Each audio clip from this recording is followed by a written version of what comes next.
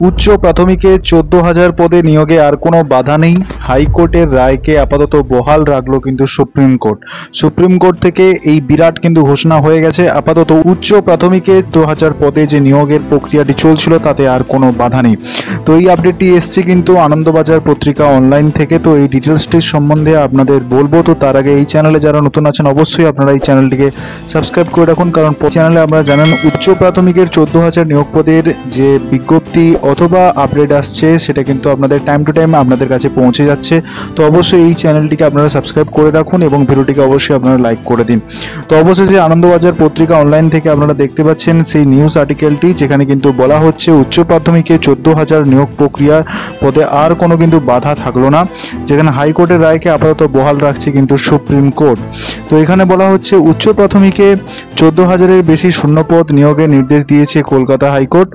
নির্দেশকে সংরক্ষণ নীতি বিরোধী এই দাবি তুলে শীর্ষ আদালতে দ্বারস্থ হয়েছিল কয়েকজন চাকরি প্রার্থী।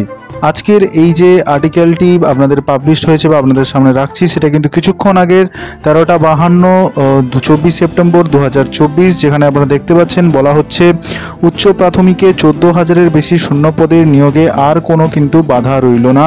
স্কুল সার্ভিস কমিশনের আপাতত কলকাতা হাইকোর্টের রায়কে বহাল রাখল সুপ্রিম কোর্ট।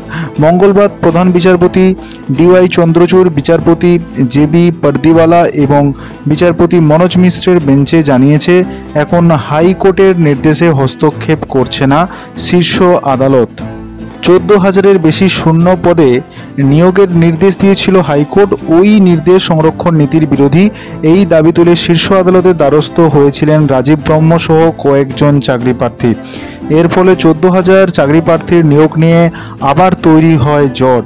মঙ্গলবার সুপ্রিম কোর্টের প্রধান বিচারপতি বেঞ্চ জানিয়েছে নতুনদের আবেদন শোনা হবে না, তাই কোর্টে মামলাকারীদের বক্তব্য শুনবে উচ্চ আদালত।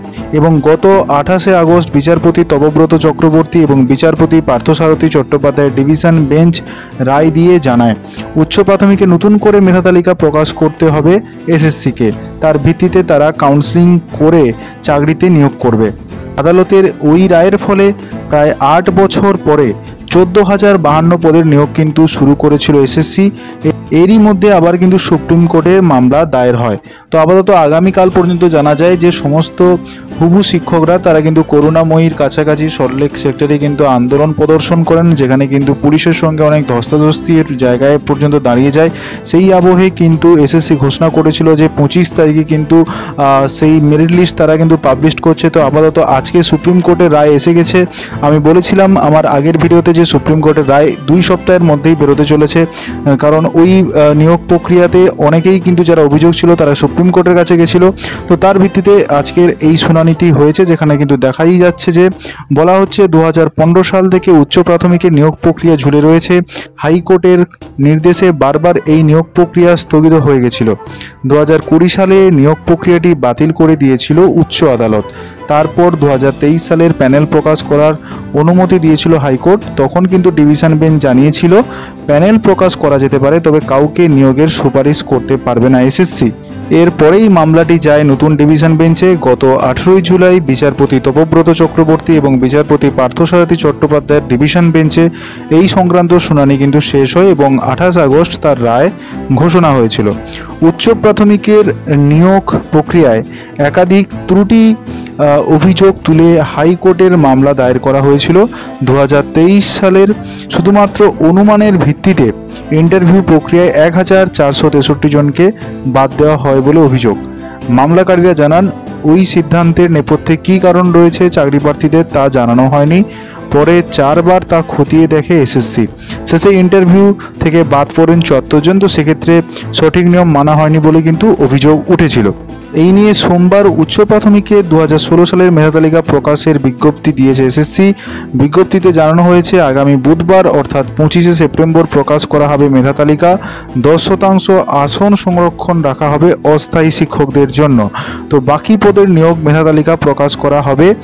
যদিও চাকরি প্রার্থীদের দাবি নতুন মেধা তালিকা প্রকাশ করলে হবে না, নিয়োগ প্রক্রিয়া কিন্তু শুরু করতে হবে। কারণ আগের বারেও কিন্তু বেশিরভাগ ক্ষেত্রেই দেখা গেছে যে প্যানেল লিস্ট পাবলিশড হয়েছে, আবার দেখা গেছে নতুন বাধা।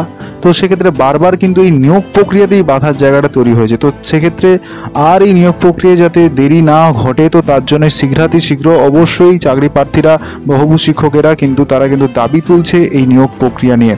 তো অবশ্যই এই নিয়ে আপনাদের কি অভিমত অবশ্যই আপনারা কমেন্ট সেকশানে জানান, এবং এরকম আপডেট পেতে অবশ্যই আপনারা চ্যানেলটিকে সাবস্ক্রাইব করে পাশে থাকুন, এবং ভিডিওটি ভালো লাগলে অবশ্যই ভিডিওটিকে লাইক করে নিজেদের বন্ধু বান্ধবদের মধ্যে এইটা শেয়ার করুন। তো দেখা হবে নতুন কোনো ভিডিওতে, ততক্ষণ আপনারা ভালো থাকুন এবং অবশ্যই এই ন্যায্য বিচারের দাবিতে অনড় থাকুন। তো দেখা হচ্ছে নতুন কোনো ভিডিওতে। Thank you, thanks for watching this video.